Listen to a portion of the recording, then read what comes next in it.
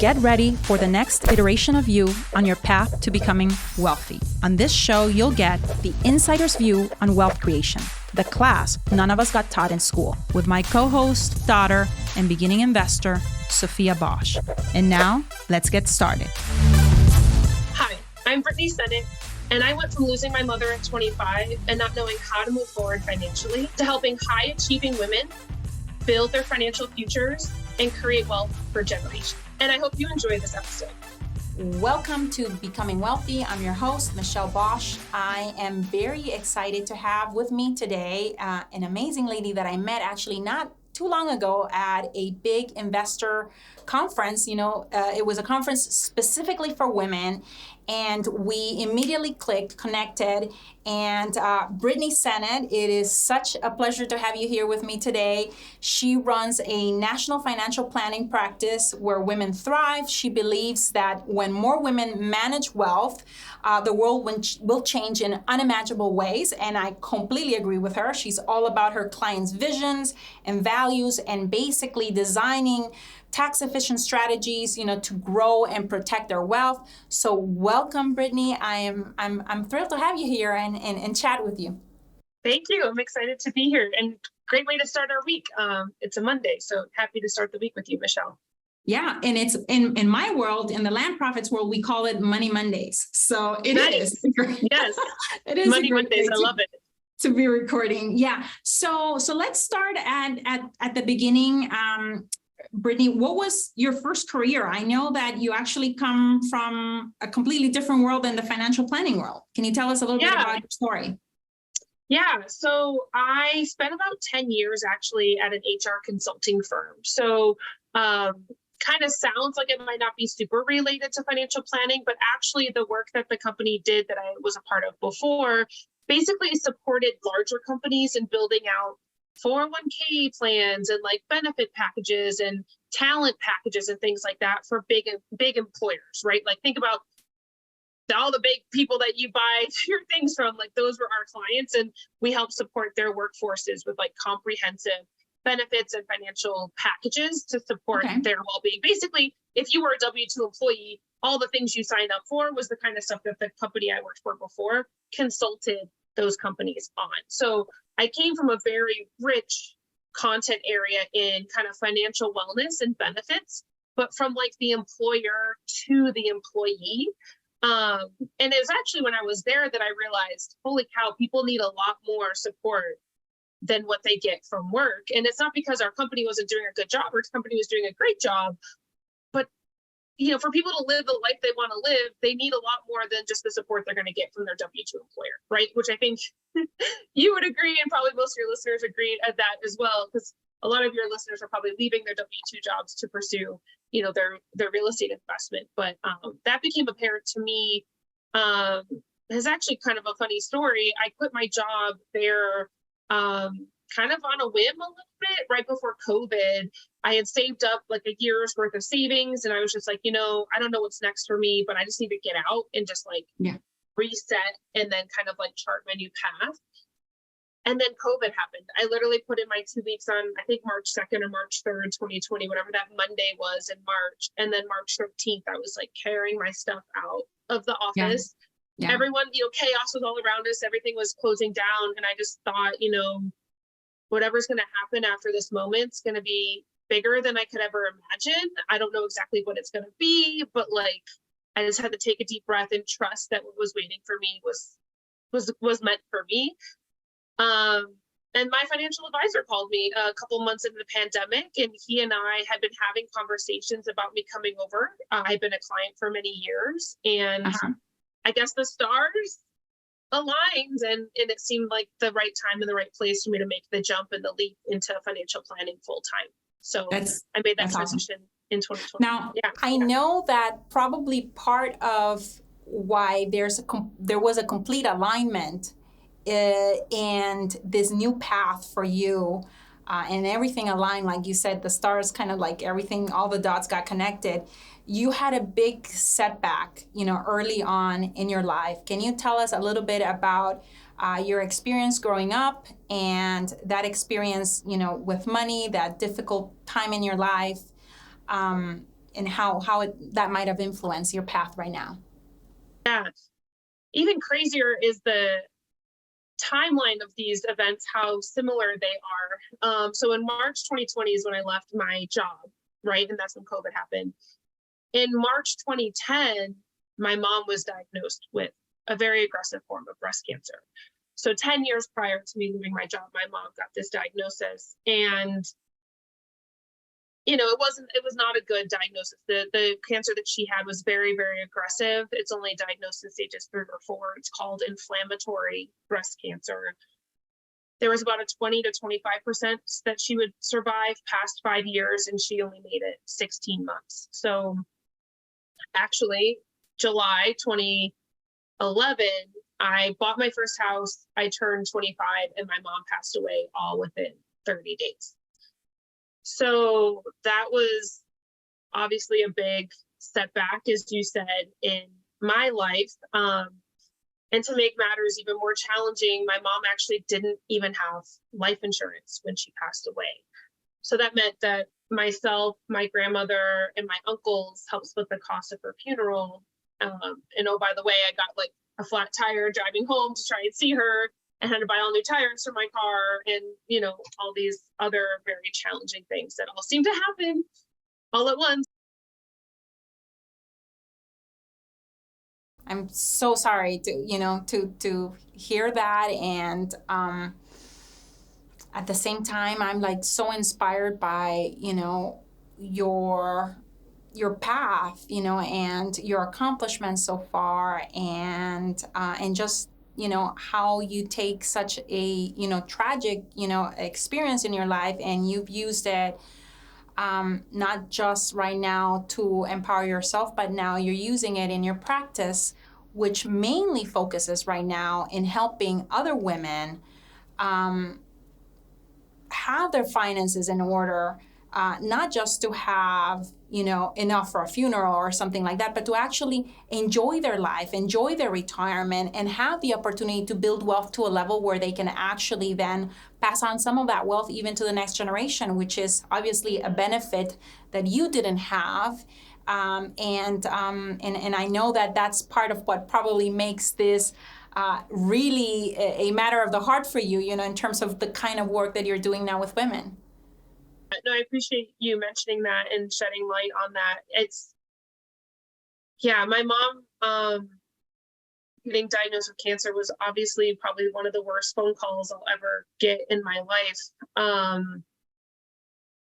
And I know that having gone through that event when I did, I'm more equipped and prepared to help guide others, hopefully to never. I can't keep anyone from getting cancer. I don't want anyone to think that if you talk to me, I'm going to solve all your medical problems, right? But I can at least help families better prepare and just be proactive. I mean, my mom was 46 when she got that diagnosis. Mm-hmm. She was 48 when she passed away. And, I think my mom probably just thought she had more time. I'm 46, so this here's, difference, right? And I, my mom had us young, and I think my sister and I were finally on our own. I was finally like in a big girl job, and I was buying my first house, and like life was happening for me. And I think my mom was just in a place where she was getting ready to refocus on herself, and there was just other plans for her, that was out of her control. Now, as you have taken that experience and you're now, servicing, clients specifically, like I said, women, what does wealth mean to you, and what are some of the services that you do? What makes you different from any other financial planners out there?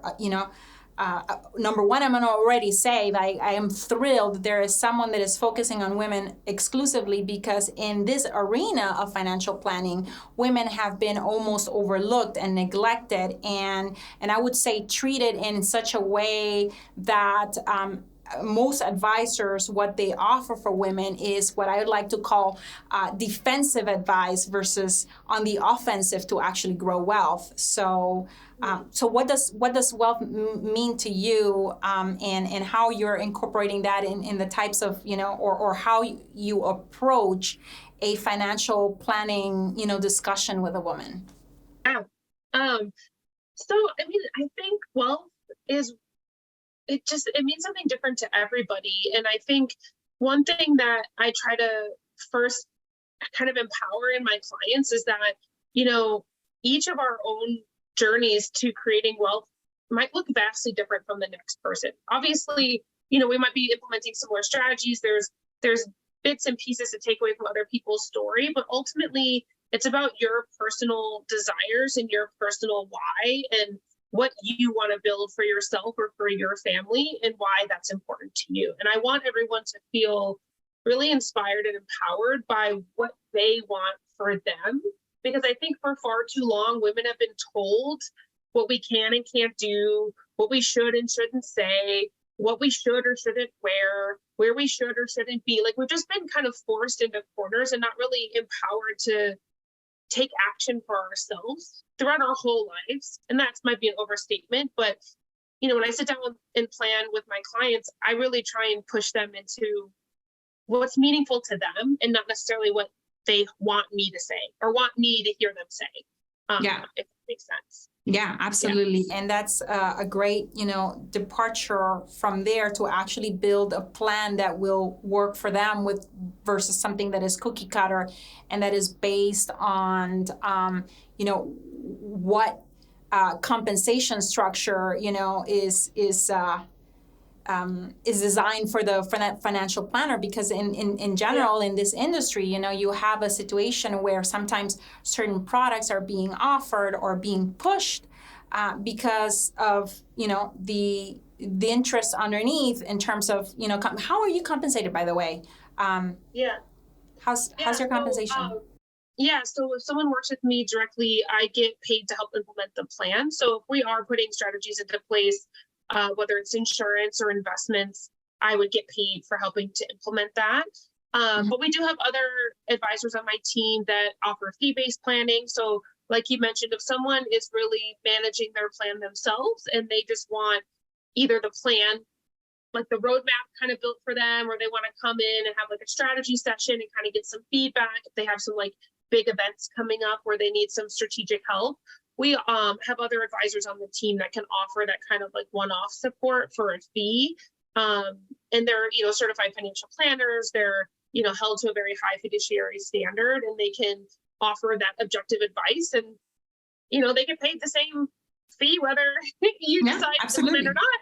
And it's up to you to then go and put it into action. But if you're looking for that like kind of strategic, one-time stop, kind of like have a quick strategy session, we offer that as well. So it really just kind of depends what someone's looking for and the relationship that they want. And that what is your focus? Like, is it a woman in her 20s, in her 40s, in her 50s? Like, where are you at in that spectrum, and what are some of the I would say key pain points that your clients come with you that you immediately recognize? Because sometimes there's like tendencies that we can see, like once we service 20, 30, 50, 100 clients, you're like, okay, there's this tendency of this happening. What would be some of those pain points that usually women come with, and then you help them overcome? Sure. So first and foremost, usually my clients are the breadwinners in their relationship. So they may not be the one managing the money in the relationship, but they're usually the one that are at least bringing equal amounts to the table or more to the table than their other partner. So that's one. Two, I would say that they tend to also be looking for more than just the status quo kind of relationship. And they've been in conversations before and they felt like either they couldn't ask questions, or that they weren't being heard, or things just weren't being explained to them in a way where they felt like they could really understand and grasp, or they just didn't feel like seen or appreciated in conversations they had been in prior.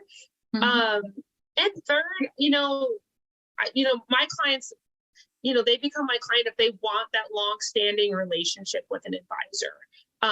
And I would say, my clients are really, really smart and really, really awesome women in their field.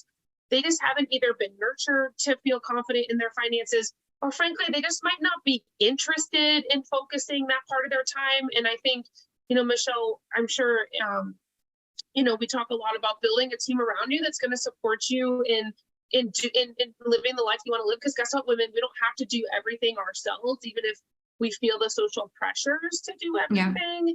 And so I think that some of those are kind of like the soft things that women might be feeling, where it might be time to have a conversation with someone that hopefully understands you at a deeper level than, someone else that maybe you've spoken to.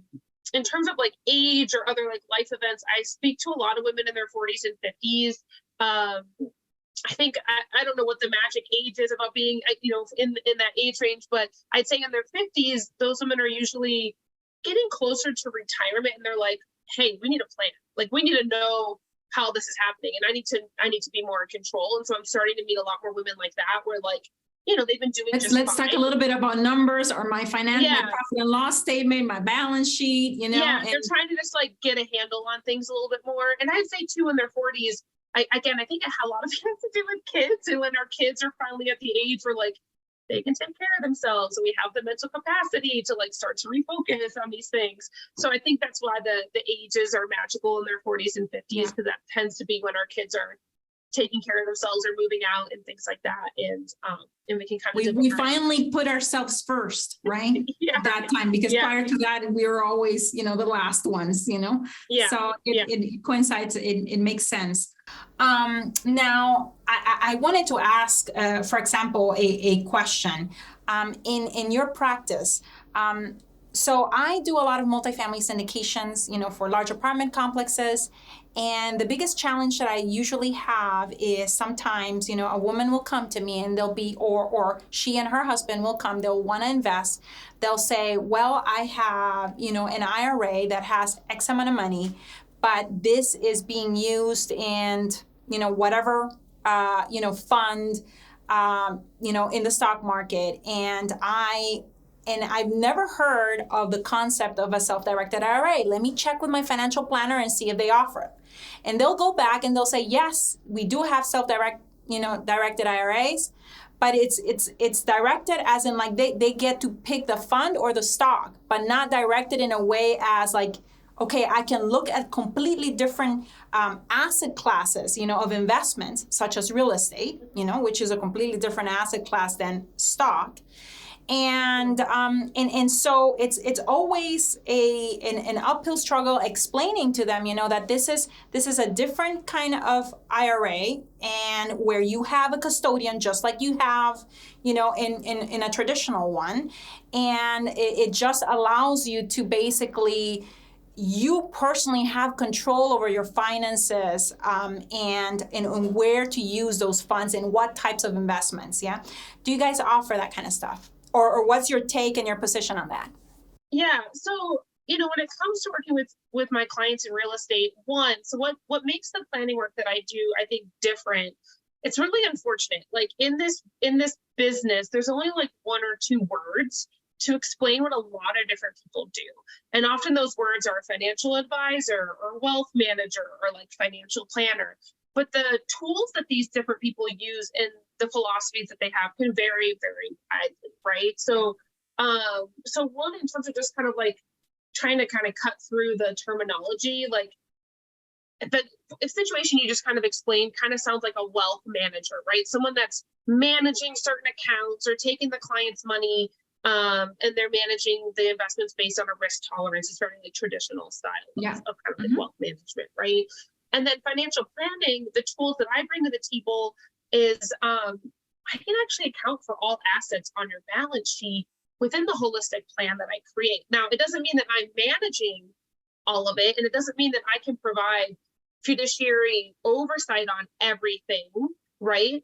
But on the real estate side of things with my real estate clients, that's the area where I'm like, hey, your market, I can't be the master in every market, short-term, long-term, midterm, for, syndication. I can't own all of that for all of my clients. They're the geniuses there, but we can bring their genius into the plan and account for their expected rates of return, their individual properties and the notes that are on their properties, or the the lines of credit, and how debt is being managed through these different areas. We can account for that in an individual basis. So we can really create like a master plan that reflects all the bits and pieces of their entire financial life, which is really exciting. And then, of course, if I'm helping manage something, that's where I can provide the fiduciary oversight on that specific piece, right? But overall, in the overall plan, we can look at how everything's working holistically or not, and then run it through some sample scenarios and say, hey, how does the plan break?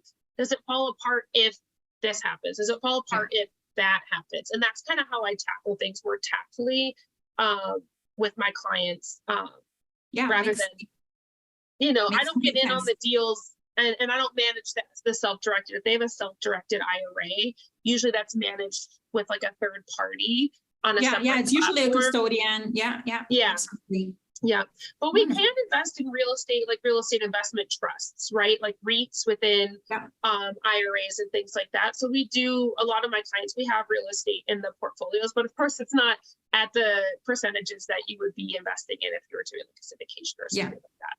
Yeah. Great. Now, what do you think is the biggest fear when it comes to money management and creating a financial plan for the ladies that you have worked with in the past? What's the biggest fear that they have? Is it that they're going to run out of money for retirement, or that they cannot leave a relationship right now because of money, or that they hate a job and they can't leave that job because, again, the money? What do you think is the biggest fear that you usually help them overcome? Yeah, I mean, I think first and foremost, education fills a lot of gaps that fear fills otherwise.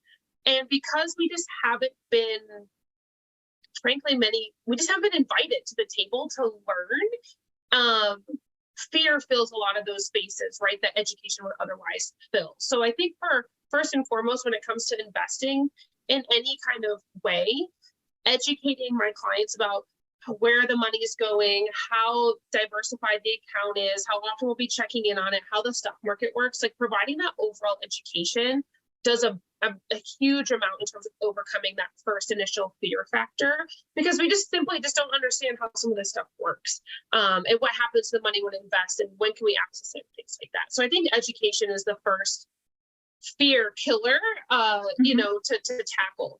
I think the second one to tackle with women is worth. I think, a lot of my coaching is obviously financially related, but also a lot of it is kind of mindset related. And, I'm kind of like a walking database when it comes to salaries and knowing what other people are doing and how much they're saving and kind of providing some context that otherwise maybe someone might not have. And, one of the things I think I encourage my clients to do the most is ask for more money, or ask for the salary raises, or ask for more when they're going for the new job, and trying to encourage them through my other context of what my other clients are making in similar roles, that they can ask for more and that they should feel justified in that. Yeah. And I think finally, I meet a lot of women that are just sitting on a lot of cash. And I think it goes back to the fear factor thing. I think we like tangible assets, and, the stock market is very like intangible. And I think that's some reasons why women gravitate so much to real estate, is because they like seeing the homes and knowing where they sit and just having this tangible asset. I don't know biologically. And that you can control, the income, of the property. You can control your returns. You have full access, to it. And yes, it comes with a bit of work. The passive income is not really passive, especially not at the beginning, when you have to actually create active income in order to be able to invest into an asset that will produce, passive income and so on. So I totally get what you're saying. It's definitely the most tangible and 3D asset class ever. You actually can see the physical location and the results of it, and the tax benefits that come with it, the depreciation, against active income. I mean, there's so many reasons why real estate, but anyways, I know I'm preaching to the choir because you're a believer there. Yeah. Hence why I met you at a real estate conference. Now, 3 pieces of advice, to wrap up, 3 pieces of advice that you would have for a woman, that is starting out on their journey towards, financial independence and freedom. What would those be? Yeah, I think first and foremost, we have to know our numbers and we have to get intimate with our financial data. And it's not always the most fun, but that means reviewing our cash flow, right? Knowing what comes in and goes out each month, reviewing our accounts, just getting over the fear of looking at some of that data. Because I think there is some fear and probably trauma that keeps us from taking a look at some of those numbers and just getting really honest with those numbers and just setting our foundation. Right? It's just the foundation, just knowing where you're at, because we can't get where we're going if we don't know where we're starting, right? Where we're starting, yeah. Yeah, so that's number one. Number two, you know, I went through the experience with my mom. She didn't have life insurance. I have a high regard for risk protection in the plan, simply because as women, we're just so exposed to risk in terms of death or disability. And also thinking about, you know, our parents, if they need care, how does that fall on our shoulders if we're also taking care of our children? Like there's just a lot of extra things that fall on women's plate that have to do with just the realities of life. And so the degree to which we can protect ourselves with those things and put protections into place to protect our time, our energy, our emotional well-being, our physical well-being, and our financial well-being, I think that just goes a really long way in setting us up to be in the driver's seat of our plan throughout the entire time. And then finally, you know, you talked about all these things too, Michelle. I think you need to talk to a lawyer and get your basic documents and things set up. I think a lot of women think like, you know, oh, I'll do that when I get married, or I'll do that when I have kids. My mom was dying and she didn't have a will. Like we knew my mom was dying and she did not have a will. And just doing proper estate planning, even if you don't have a whole lot to plan for yet, knowing what that process looks like. I think when I first went through it, there was a lot of scenarios I never even had thought about that I was like, whoa, I didn't even know we needed to talk about these things, that I think just sets you up to know that even if you can't remain again in the driver's seat, you know that your wishes are going to be cared for, and that you have the right people in place to make sure that what you want to have happen will be fulfilled. So it's not super sexy. Know your numbers, you know, take a look at your protections and make sure you address your estate planning. But I think that those are foundational things. And once those are in place, you can then really start to build on that really solid foundation. Now, can you just for our listeners and, you know, even, you know, as I am right now, you know, relaunching, you know, our podcast, which is Becoming Wealthy, which is now where you're at right now, and we're getting, you know, doing this interview together. There's going to be a lot of listeners that might not know, okay, what is a will versus a trust? What's the difference between those two? Can you like very quickly like elaborate on what the difference between those is? Yeah. So a will is just kind of your kind of declaration of what you want to happen to your assets. Now, kind of like a wish list is how I think of it. Yeah, like a wish list. And one thing people don't realize is like you have beneficiaries on your accounts, right? Like your bank account, your 401k, those beneficiaries are going to supersede. You can't just answer things in a will, right? If those two things don't match, then you're gonna have some problems when you pass away, because beneficiaries on your accounts are gonna kind of supersede anything. So wills are still super duper important to make sure your wishes are still seen through, but those beneficiaries also need to be updated during your life to make sure that those continue to be living and breathing representations of what you want. A trust is more like a legal entity, right? And you set the direction for that legal entity. And the assets that are basically owned by that legal entity as well. Yeah. Which, you know, how we met was I was talking about the moat and how basically you have a security plan, a comfort plan, and a luxury plan. And all along the way, the assets inside of those plans, you know, should be protected in some way because you're working hard, you know, to create a legacy, and you don't want any frivolous lawsuit or any, you know, hiccup of something happening in your property and then someone suing you and then that basically asset being, you know, at risk. So trust is more like that legal, you know, protection and that ability to pass on also the asset to the next generation. Yeah, and generally it bypasses probate. So like, a lot of people and women don't probably understand, because a lot of my clients don't know this. In the state of Pennsylvania, for example, where I sit, just being married doesn't grant you inheritance of a property just because you're married to the person that passed away. If your name isn't properly on the property, or if it's not in a trust that's going to go to you, that property first needs to go through probate before you can gain access to it. So, it's important to know how these laws operate in your state, because what might be true in one state might not be true in another state. And especially if you're working through real estate, you want to make sure you understand how property transfers and if you're married or not, because just being married does not grant you automatic access to everything if someone passes away, unfortunately. So that's an important nuance to pay attention to. Yeah.